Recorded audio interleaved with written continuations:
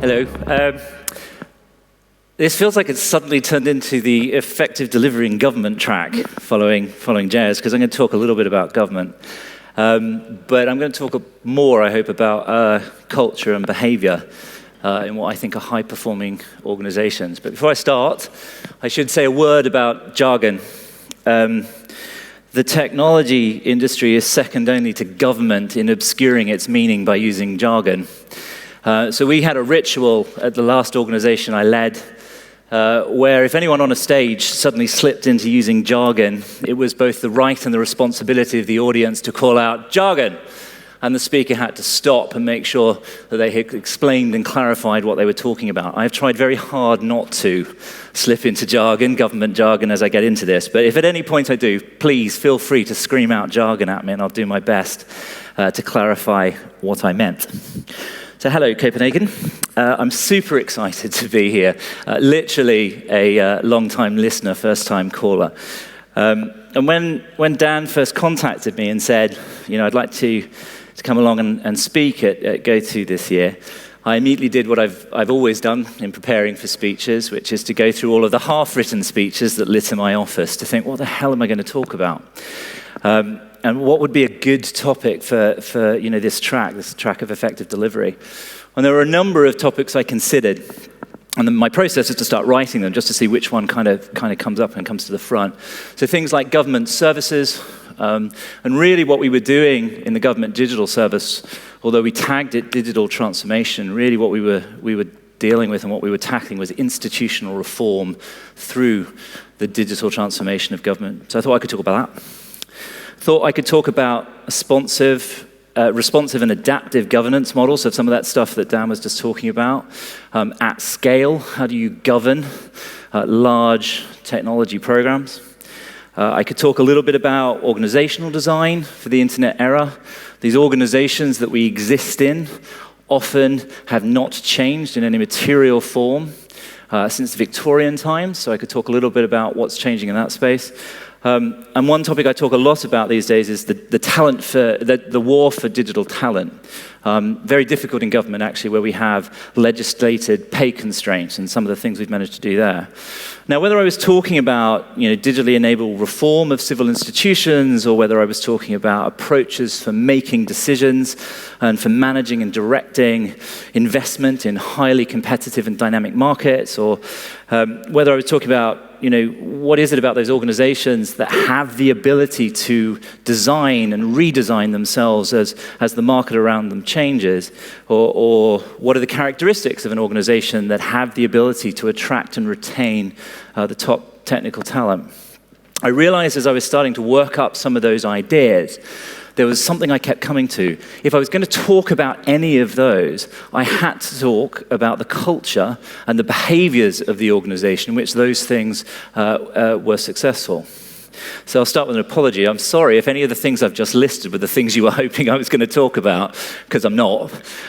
What I am going to talk about is a little bit about digital government, but I'm going to use it as an example of how even in the oldest and the crustiest and the most rigidly hierarchical and constraining of organizations, can you change culture? And that can be the lever that allows you to deliver simpler, faster, and better services, digital services to users. So services so good, as we used to say in the government digital service in the UK, so good that users want to use them. So before I get into that today, I'm going to need to set a little bit of context. Because I'm going to be talking about government and technology and using them as examples of a high-performing organization. So, following on from Jez, it's fair to say that if you use the word technology and government in the same phrase, it's not usually a great starting point for talking about a high-performing organization. Government implementing and operating digital services or leveraging innovative technologies, they haven't always had a great track record. I'm sure we can all recall a headline at one time or another. Here's one that Jez referred to earlier, healthcare.gov in the US. The US are not alone. You may have read about recent challenges that the Australian Census Survey had, where the service went down at a critical period in collecting the data about its nation.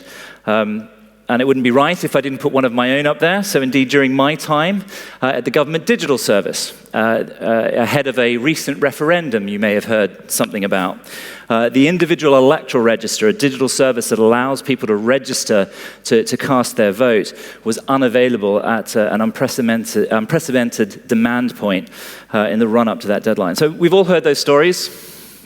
Catalogues of wasteful and technology programs or failed technology programs, appalling lapses of data security, or digital services like this one that crashed on first impact with their users, the citizen. And beyond that, even if we can't remember those big headline-grabbing stories, we all know what it feels like as a citizen to go to a government, to be required, because that is often what is legislated about how we consume government services, where we've gone to a government service or a website and we've gone, it just doesn't work the way I want it to work. It doesn't do the thing that I've wanted to do, and we've had to pick up the phone, or in some cases we've had to go into a government office somewhere. And yet, despite that being the perceived reputation of digital government and technology in government, I'm going to tell you about an organization that has thrived at the intersection of government and technology. And at the heart of its success, beyond all of the other things it did, I absolutely will point to culture and behaviors as the unique thing that enabled its success. So I'm going to repeat several times this afternoon. The what we did, as significant, as successful as we were at times, it would not have happened without the intentional choices about how we were going to do it, about who we were going to be and how we would define how we were going to do it. So a little bit about me. Up until a few years ago, I was a career consultant.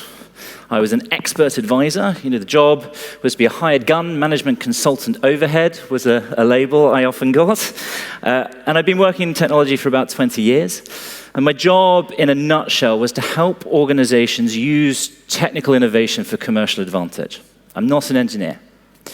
But my role was to advise organizations on better ways of working, of implementing efficient and effective organizational designs and operational governance and delivery models, of creating the right conditions for excellent delivery execution. And so then I was doing all right at that, I thought. And then about 3 years ago, I took a bit of a left turn and started working for the British government as a senior civil servant in the Cabinet Office in a relatively new part of government called the Government Digital Service, or GDS. Jez, has anyone heard of it? Okay, there's more work to do there then. Great.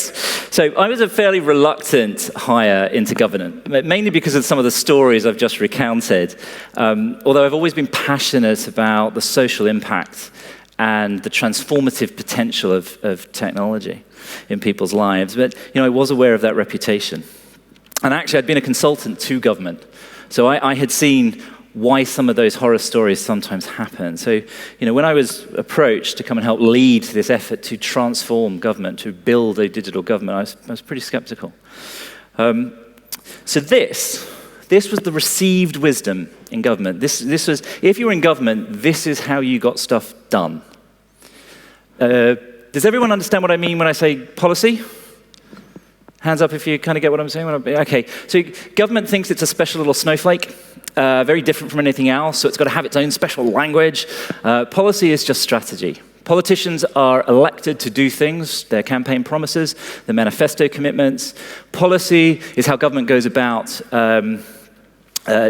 designing the strategies for implementation. And meeting user needs, as you can see, is often a fourth-order problem, the second to last thing considered. Technology was not seen as a strategic enabler. It was seen as a procurement problem. We design our strategies. We design government processes of how we're going to implement those strategies. We then go and buy something that will implement a system that delivers that process that meets the policy intent. And it's only after we've done that do we go and consider how will users interact with this thing. And the ultimate goal here, obviously, is something that is designed not to change. stasis. Now, I think for too long in government, the debate has been about policy, about what are the choices we can make as government to implement manifesto commitments. And yet, what we're living through right now is not a policy option, but it's a delivery crisis. Government is full of empty strategies that were not executed, did not deliver the outcomes that they were intended to. And yet, despite that, there is a lack of recognition that delivery was the thing that got stuff done. Hundreds of thousands of people use government services every day in the UK, and yet the needs of government have traditionally trumped those of the citizen, its actual users. We thought about what does government need to do to implement a policy, as opposed to what do we need users to do for us to have the outcome that we want to see. And it's worth noting that, government, when measured on the scale of transactional interaction between citizens and state, it's not that big. I think online retailers are big in transactional terms. Banks are bigger. My experience, based on the data I've seen, is most large dating sites like OkCupid have a more day-to-day transactional interaction with their users than most governments do. What I would say is the services that government provide are important. Licensing your car, paying your tax, seeing your GP, your doctor, possibly getting an unemployment benefit. They are important, but they are not that big. And what happens when you start to confuse big with important? There's some horrible side effects, because what generally happens in government is we confuse important with big, and then we extrapolate big must mean complicated. And so we then add on a drive to stasis. We try and understand all of the complexity. We try to design for all of the complexity, and then we try to fix it, make sure it won't change. And that results in an odd culture. It results in a culture of overly risk-averse. Have I asked all of the questions? Have I understood every permutation? And being overly risk-averse in the government context encourages risk escalation and decision-making. So we see decisions actually being moved and lifted away from the point of both context, where people have the most knowledge to make the right decision, but away from the people where actually the impact of those decisions will be felt. And when you start to lift decision-making out of the environment where they are best to be made, what you get is a concentration of authority in the few. And as a result, you lose connection between the outcomes that you're trying to deliver and the very people that you are trying to deliver it for. And it's not a very productive delivery culture. But something different was happening in the United Kingdom in 2010. We had bold leadership in the form of Francis Maude, the then Cabinet Office Minister who'd come in as part of a coalition government. He was championing very loudly from the front institutional reform of the British civil service, and had seen the potential for technical innovation to unlock it. And Francis did what clever people do. They don't assume they have to know all of the answers, and they go and get help. And in Francis's case, he sought insight from thought leaders in the digital economy in the UK. So Martha Lane Fox, founder of lastminute.com, she's now a board member for Twitter, has set up a charity in the UK called .everyone.org, which is about getting people online. She came in and started the ball rolling by being commissioned to conduct a strategic review of the primary websites of government. We had two. We had thousands, I should say, but there were two specifically that Martha looked at. DirectGov, which was the primary transactional interaction between the individual and the state, and BusinessLink, which was a similar interaction site between businesses and the state, mainly around tax. And so she undertook a review in the back end of 2010.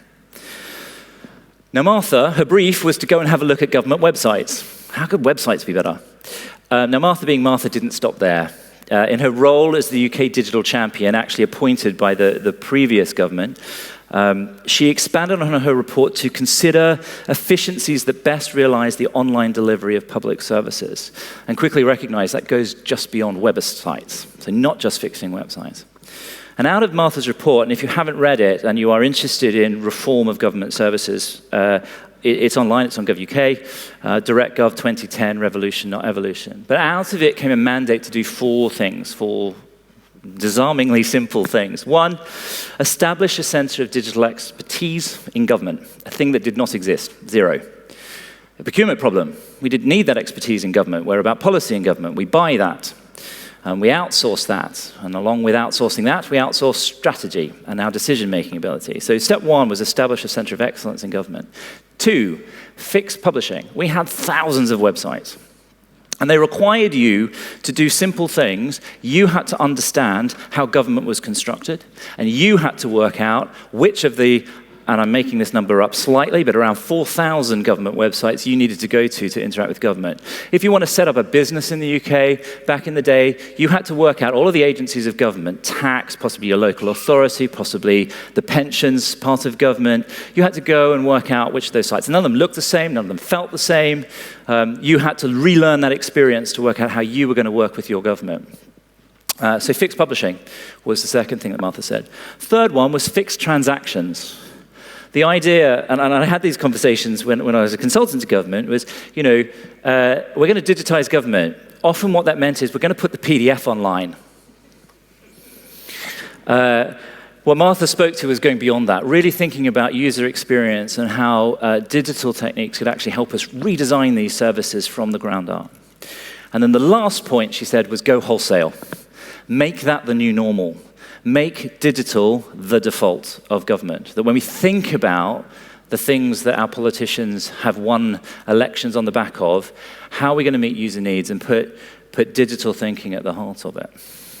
So, GDS was established in late 2011, and its job was pretty simple. Those four things boiled down to make it easy for government to be digital, to be of the internet.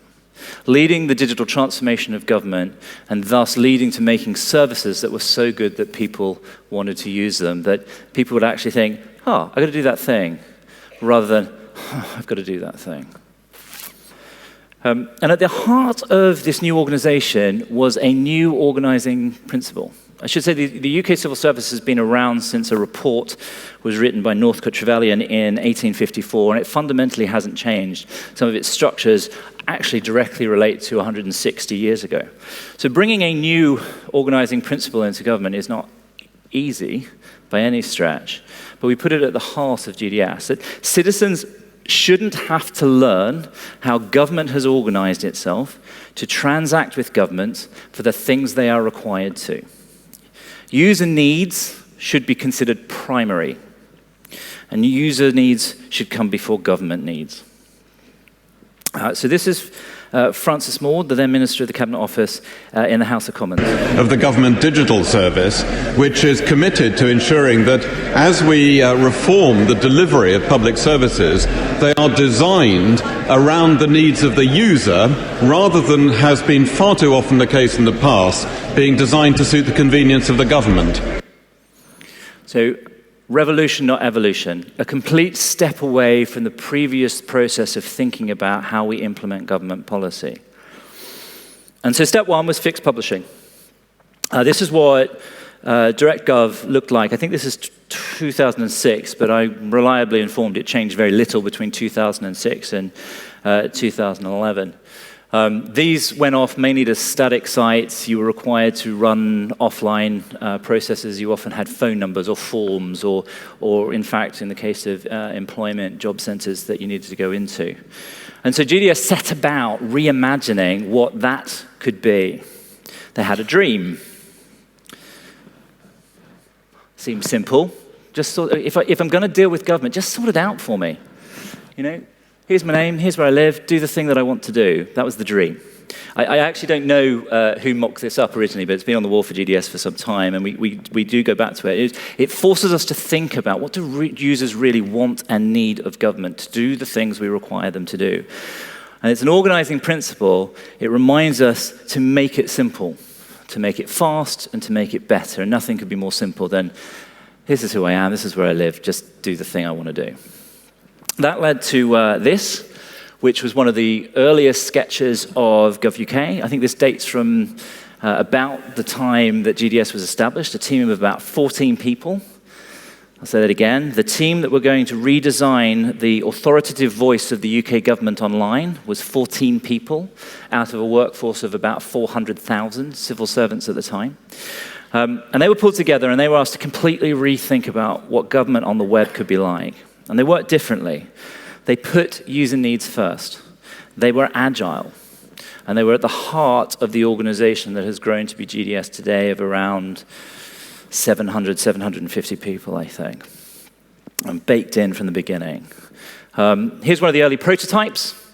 They created an alpha. We didn't assume that we could do the whole thing. We just started with a prototype. And it was deliberately different.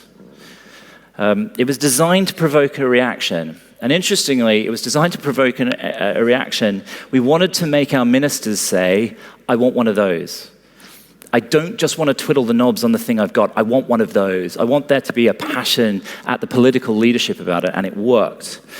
And then when we had ministers saying, I want one of those, we set to the hard work of actually building a public beta. And they iterated, and they iterated, and they iterated again. So this is beta version 1, I would say early 2012. Beta version 2, June 2012. A month later, in July, a little bit later, a couple of months later, until we have the GovUK we know and love today. And it looks like this, and it is the authoritative voice of government online. It is now the home for all 24 central government departments. It has over 300 agencies. Today, GovUK is deliberately different. And that's because we were agile. That's because we iterated our way to this. This wasn't the idea. This wasn't, here's my name, my address, just sort it out for me. This was hours, literally thousands of hours of talking to users, doing things with our work, and constantly improving it. Now, GDS is best known for this. In fact, a lot of people think it's the only thing we do, but far from it. And I want to pause on this. This isn't just me grandstanding, but it's won awards. Now think about where I started, crashing websites, services that were unavailable. It's won awards on the reputation of government. And it won a design award, and not just any design award, it won the design award for a government website. Who thought? So that was step 1, fixed publishing. We've shut down thousands of websites. It saved about 60 million quid in real money in the UK. So we moved on to tackling the second point, third point of Martha's plan, which was to tackle transactions between citizen and state, taking those transactional services from analog, heavily reliant on offline processing, and put them online. And so whilst we do GovUK, and whilst we started to tackle the individual transactions, it's more than just fixing websites. We weren't just about doing digital stuff, we were about institutional reform.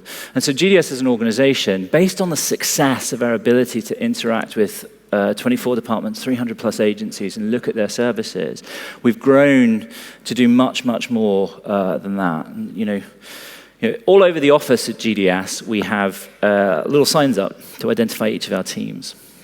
Here's a selection. It's not even all of them. These are just the ones I could fit on a single slide. And the point here is the organization, on a willingness to push itself and to be confident that it can do good, found the space made for it. They're doing a lot. And their success, I think, has been on the basis of which they've been able to grow and to contributing to government on a scale that would have been hard to imagine only a few years ago when those 14 people in early 2012 were tackling publishing. You know, they're working on things like cross-government platforms like Pay and Notify. So Pay, a payments platform, so we don't have to go and build a payment integration every time a new service needs to take payment, a thing government does a lot of. There is an open API, and a service can simply consume that. The cost is now onboarding, knowing, to Jez's point earlier, it's pre-procured and it's pre-secured. It's built, it's operated. It already meets the standard it needs to for government. Notify, another platform we've built. One of the most common things that we see in interactions between citizen and state is a where's my stuff question. Where's my license? Where's my passport? Where's my tax refund? What we discovered is we didn't need a where's my stuff service, because people didn't want to go to websites to find out where their stuff was. What they wanted to do was be notified when their stuff was ready, when their stuff was progressing. So we built a notifications platform. And Verify, one of the most important developments, I think, in the UK, which is online identity for the individual assurance. Because if we're moving a lot of services online, we need to be very sure that we're transacting with the person that they say they are. And so, GDS is helping departments to provide their services also with new, better tech. We used to have these huge tower agreements with service providers, and within those tower agreements for infrastructure and custom development, we'd also have end-user device provision. And so, when I started in the civil service, the first device I was given took 20 minutes to boot up and 20 minutes to boot down. Nearly an hour of my day wasted in just trying to get this device to do what it wanted. So GDS has moved into saying, well, actually, if we're going to expect civil servants to be a part of changing government, they need the modern tools that will allow them to do that. And a big part of GDS's work has been making procurement simpler and faster. Jez talked about the fact that government always wants to add, minimum standard, add more. The procurement problem in the UK often is not about, am I buying the right thing? It's usually about, in the buying the right thing, am I doing it legally? Am I doing it compliantly? And so we did a lot of work to simplify that process, to make it safe to buy things whilst complying with the relevant legislation. So all of that and more is GovUK. And it goes beyond the UK. There's an interesting thing going on right now. You've just heard from Jez. This isn't just happening in the United Kingdom, where I've been working for a couple of years, but it's happening all around the world, in the US, Estonia, Australia, New Zealand, Israel, Canada, others. Within large-scale, bureaucratic organizations which have been around for decades, or in the case of the one I was working for, over a century. And that model of GDS is one that's being adapted and iterated and evolved with the potential for digital and how governments interact with their citizens really being able to be recognized and exploited. And more than being recognized, really acted upon. Things are getting done. The strategy isn't policy definition. The strategy is delivery. And as a result, how governments are relating to their citizens is changing. I think it is helping to make the democratic process easier to access. So that's a bit of context about what we've done and how we've done it, and to reset possibly some of your expectations about the reputation of government. So how do we do that? How do we do the thing that before I joined government, I shook my head and said, you can't do that. That's not going to happen. Well, I fundamentally believe that the fuel for success for what's happened in the UK and what we're starting to see happen in governments around the world, and at the heart of our ability to have such a wide-reaching impact, was establishing the cultural and behavioral norms within GDS and then allowing them to bleed out into the rest of the civil service. A culture and behaviors that were better designed for the digital age that we were working in. And I think that has led to delivery, effective delivery, transformative delivery in the most unlikely of places. So I said earlier that if you're in government, this was how you would approach implementing political manifesto commitments. This is how you did stuff. Most government services have traditionally been served by a bewildering complexity of technologies. It was a systemic problem that government would see technology as primary and that digital output as secondary. So when we put digital in technology, we're starting in the wrong place. You're guaranteeing failure. The problem with digital services being the outcome of technology purchases is that the organizing principle behind that is purchasing. Whereas for digital, the organizing principle needs to be the user. So rather than IT determining digital services of the future, it becomes the thing you go to when you need some technology.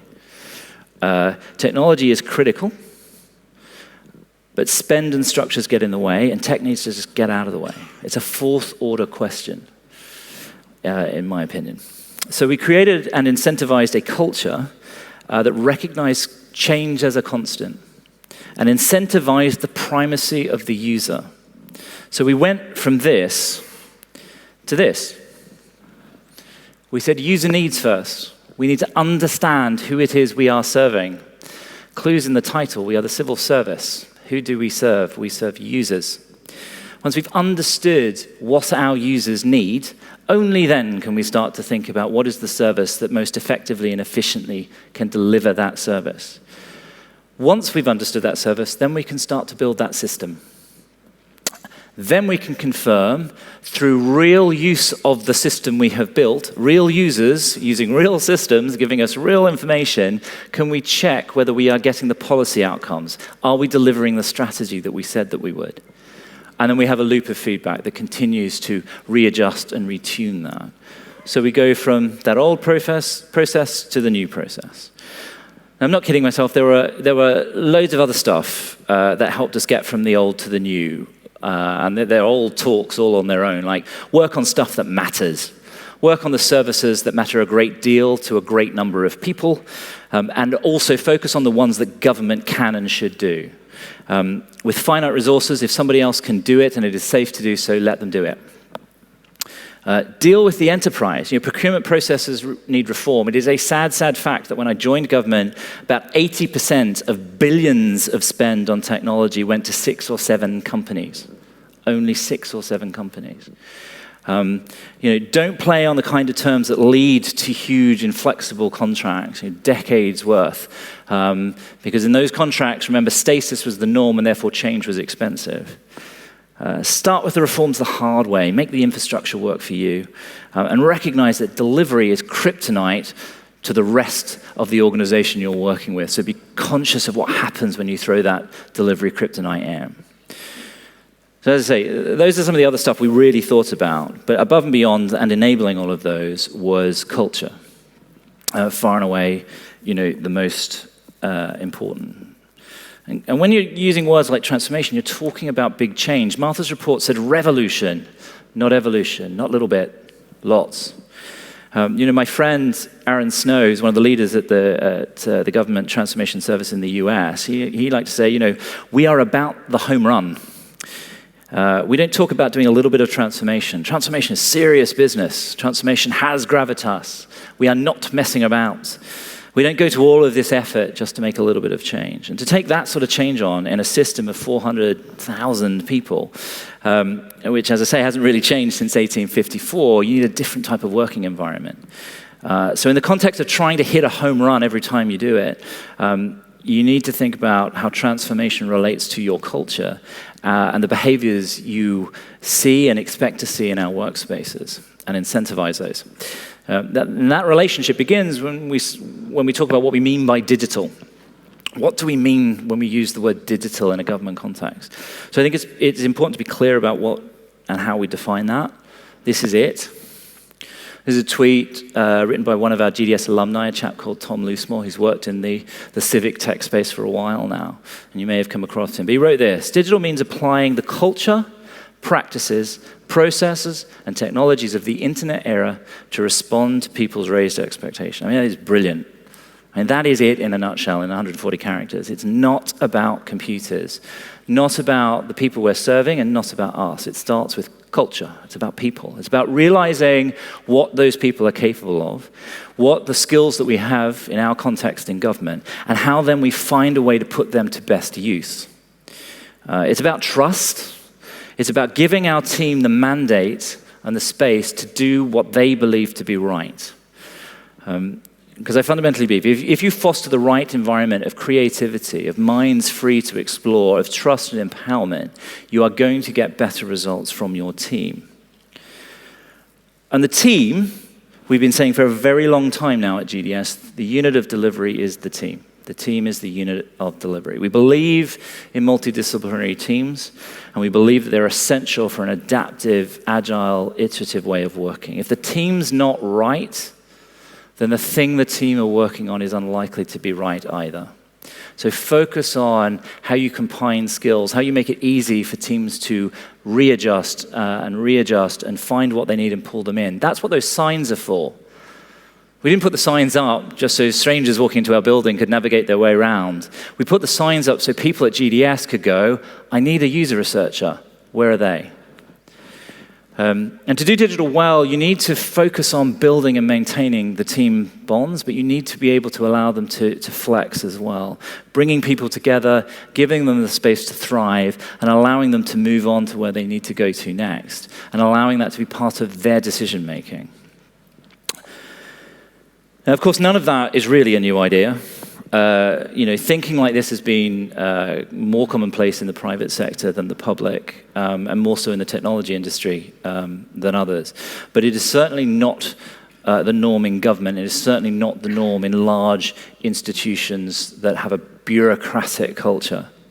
Now, government's a few years behind the rest of the world, for sure, and I think we are catching up with the work that we're doing in GDS, because we know we can and we know we have to. But bringing around that kind of change is a really big step. And when you're dealing with change of that scale, it means you have to handle it with care. Now, at GDS, where we were kind of fortunate, and this was a lesson for me, which was, GDS was a relatively new organization doing new things that the civil service had not really done before. So we were in the very fortunate position of being able to build our culture up from scratch, from the ground up in some ways. We were able to, really think about what we wanted to be. And what GDS has become from its early days, when a small team of people, those 14 people, were working on that original alpha, a lot of what they were talking about and thinking about became the kernel of what GDS is today. But then, since then, it has iterated, it has evolved, and it has changed, like all of the products and services we changed. There's almost not a thing we do today in GDS that was the same as we did it back in 2011. And the goal of the leadership team has always been to encourage and foster a working environment for humans, to recognize in our workplace that it was important that we recognized our team members' humanity as much as it was their employability or their productivity. We considered what did they need as people before what do we need from an engineer, or how much could we expect to get out of people's working time. So I'm going to wrap up at the end now to show you some of the examples of what a humane, people-focused workplace looks like, or at least certainly what ours came to look like. This is probably one of the best-known chunks of the GDS culture, our design principles. This started as a bunch of sticky notes on a wall in the early days of GovUK. But I should say, don't let the name mislead you. They're not just about design. They are built on a huge amount of collective wisdom. These two have evolved. They've become a guidebook, a staff handbook, a learning tool, a motivational tool. We know that if we're doing what the principles are guiding us to do, we are probably doing the right thing. And if GDS culture began anywhere, it began with this stuff. It started as I say, a bunch of sticky notes. It became 7 principles. They iterated to this list of 10. And we live by them. We check ourselves to them. I sat in a management committee meeting where we were discussing one of the items at the end of the meeting was, should we publish the meeting minutes? 10 leaders of the organization sat around the table. We talked about important strategic stuff. Should we publish that stuff? Now, there's a bit of a debate. Is it sensitive? Are we revealing something too soon? Is it likely to distract the organization that they go off and do something on the back of that? And then someone said number 10. Make things open, it makes things better. We've got 700 people that we've brought into this organization. We respect them. We think they're amazing. We think they're super, super talented. Why wouldn't we want them to know what we're talking about? Because if they know better, why wouldn't we want to hear better? It was the end of the conversation. Make things open, make it better. We knew what we had to do. If you ever get the opportunity to come and visit GDS in the UK, I encourage you. You can see the culture all around you. Our office is colorful. It's decorated with bunting. We have a thing about bunting. And our walls are used for thinking out loud and for sharing with our colleagues. The environment produces the atmosphere, and the atmosphere produces the work.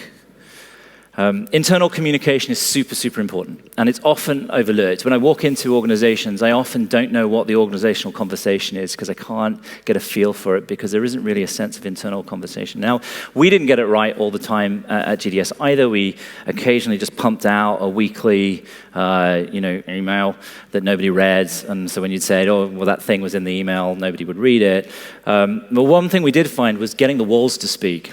and communicating by the wall. So we make posters to remind ourselves of the stuff that matters to us. In this case, about why user research, given that users are so primary to our organization, why user research was important, and why everybody at GDS, 2 hours every 6 weeks, why we expected them to get involved in that process to understand what users were saying about services. This is another GDS catchphrase. It's still very relevant and useful today, but the trust thing, that bit applies to many things. But importantly, it's about the trust we put into our teams. We trust GDS staff to behave like grown-ups, to foster a good environment for everyone. If anyone misbehaves, they are abusing that trust. And it gets spotted and dealt with really quickly when it happens, which thankfully is fairly rarely. And then last year, we set up a body called the People Board. And I've worked in organizations where there have been people councils or people boards before. In the case of GDS, it's a group of 12 people nominated and elected by their peers. We're a democracy. They regularly meet to discuss the ideas and suggestions for making GDS a better, more humane working space. Now, the important thing here is the team that I was leading, the management group, we empowered that group of people to make decisions, to decide things, because they were closest to the point of impact, and they were closest in the context. Again, there's that theme of trust and empowerment. If that board said we should do a thing, we did it. Because that's where that decision-making power was devolved to. They set up whiteboards. People could comment anonymously on things that bug them. And so far, up until I left GDS, the board helped fix little things like tea and coffee supplies in the office. It's extraordinary that in the civil service you don't get tea and coffee in the office, so we had to work out a way of crowdfunding that. But they also did big things like radically improving our performance management process, which was a horrible annual, oh crikey, my performance review is coming up. Let me think of 10 friends who can give me some feedback so I can skate through that as painlessly as I possibly can, to making it a much more humane process that was about a coaching conversation. It is management done by the team rather than by managers, which has a wonderful effect. One, you have less managers because everyone's a manager. That frozen middle whose job it is just to intermediate between worker and management goes, but also you get better decisions because the people making the management decisions are those people most directly affected by them. And culture needs to be free. It needs to be able to reshape itself. And one of my proudest moments was when, out of the blue, one of my team, a lady called Janet Hughes, she's spectacular, wrote a blog post about boldness in government, unprompted. And really, it was a rallying call more than anything else, a reminder that 5 years into this mission, we had to continue to be bold. We continued to start with the dream and drive towards it. And so suddenly it was turned into posters and stickers and put them up all around the place. And the posters and stickers are a constant reminder.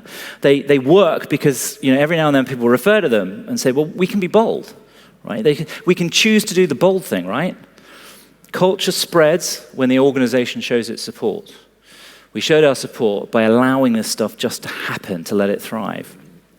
There's another one I'm pretty proud of. This was a team decided to sit down and write the unwritten list of rules that were at GDS. The things that's useful to know when you start working at GDS, but that it is no one's job to tell you. So they made it into a poster, they stuck on the walls, and it says things like, it's okay to say you don't understand. Government's complicated. It's okay to say I didn't get that. What do you mean? It's okay to ask why. And if you're being bold, ask why not. What else could we do? My personal favorite is sing. It's okay to sing in GDS. I've yet to have a stand-up done in 3-part harmony, but I'm not done yet. It was a huge hit, which is importantly. It was a huge hit in GDS. We tweeted it. Other government departments picked it up and went, yeah, the unwritten rules, we want that to be a thing. And then the curious thing is it was picked up outside government. We started getting organizations tweeting us saying, I can't believe this describes a government department. Wonderful. And the good culture evolves spontaneously. And the best part is it spreads all by itself. Your job is to let that happen. Now, sometimes things happen that are not okay. I get that. This isn't all, pink unicorns. And about 1.5 years ago, GDS was struggling to be its better self when it came to the treatment of the women that worked at GDS. And so when something like that happens, the team organizes to do something about it. Some of them set up a women's group, but it was a group for everyone. irrespective of gender, who cares about having an equal and diverse workspace at GDS. And that group had been running up about a year, I guess now, hugely successful and hugely influential. Some of the things it's achieved, increasing the share of women in tech roles by partnering with organizations and activities like CodeBar and Makers Academy to get more junior developers into the industry and specifically into GDS. Also, we made a parity pledge for diversity at conferences that GDS attends. So we have rules now. So no one from GDS will take part in a panel discussion at a conference of 2 or more people unless there's at least one woman on the panel, not including the chair. And no one from GDS will speak at a conference unless the event organizers are clearly working hard to address gender diversity on the stage. And we've had the courage of our convictions to see that through. It's not about absenting ourselves from the conversation, but making those conversations richer and more diverse. And none of that would have happened without a self-organizing group of people within GDS who said, we got a problem, we got to fix it. So that's a whistle-stop tour of the GDS culture. I hope it gives you some ideas of the sorts of things you might want to take back with you to your own working environment. But what's really important, and one of my last points I'll make is what's really important is none of those things I've just showed you, none of the things I've talked about that make GDS such a special place to work, the posters, the people board, the women's group, the being bold, the saying what's okay and what's not okay, the asking why, none of that came from leadership. The leaders, it came from leadership, everyone at GDS, because it would never work. You can't impose culture on an organization. You can't tell an organization how to act. So if leadership is a behavior, not a job, then your job as a leader is to provide the right environment within which culture can emerge and evolve all by itself. It means trusting people, your colleagues, but it also means making sure that they feel safe. It's safe to ask questions. It is safe to make mistakes. It is safe to do what you think is right. And if you can do that, then I think magic can happen. I think magic like this.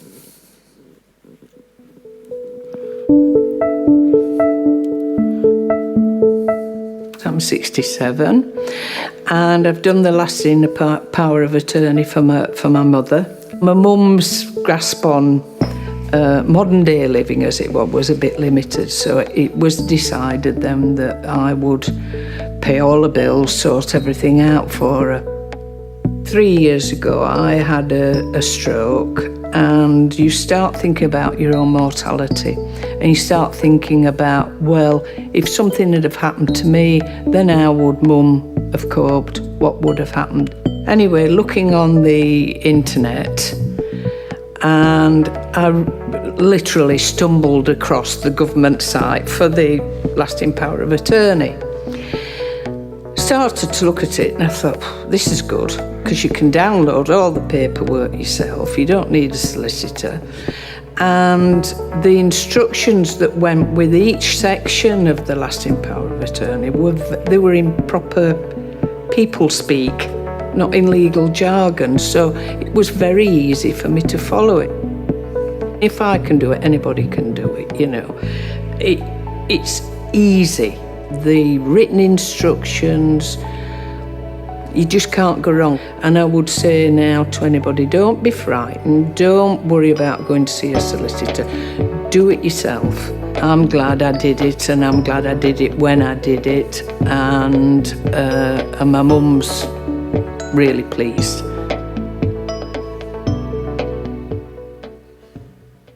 And can I say thank you? Of course you can. I just want to say thank you to everybody involved in doing the website, because it's given me peace of mind, and I'm sure it gives a lot of people peace of mind. And my friend now is doing that, and you've made it so simple and so easy for anybody to do. And I just hope that anybody who sees this film, please do it, and you'll feel so relieved afterwards. It's great to know that the people that you care for, everything's looked after for them. Thank you. Government services that people want to use. change doesn't happen overnight, and the GDS culture is still changing day by day. We see it as a cycle of improvement, this cycle of improvement. Better culture, through those things I talked about, trust, safety, empowerment, the devolving of decision-making to the right place in the organization means more diversity, means the quieter voices can be heard, the unexpected voices can be heard.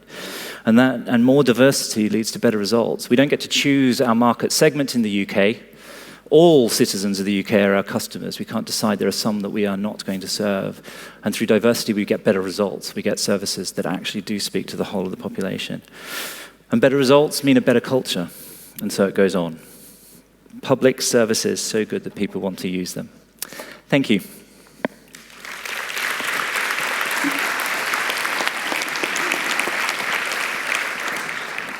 Fantastic. Thanks, Stephen. Wonderful. So we're sort of bang on time. There was one question, it was more of a technical question about, what do you do? Is there a backup plan, a backup strategy if a government digital service is offline? Yeah. What do you do when something bad happens? So digital by default doesn't say digital only.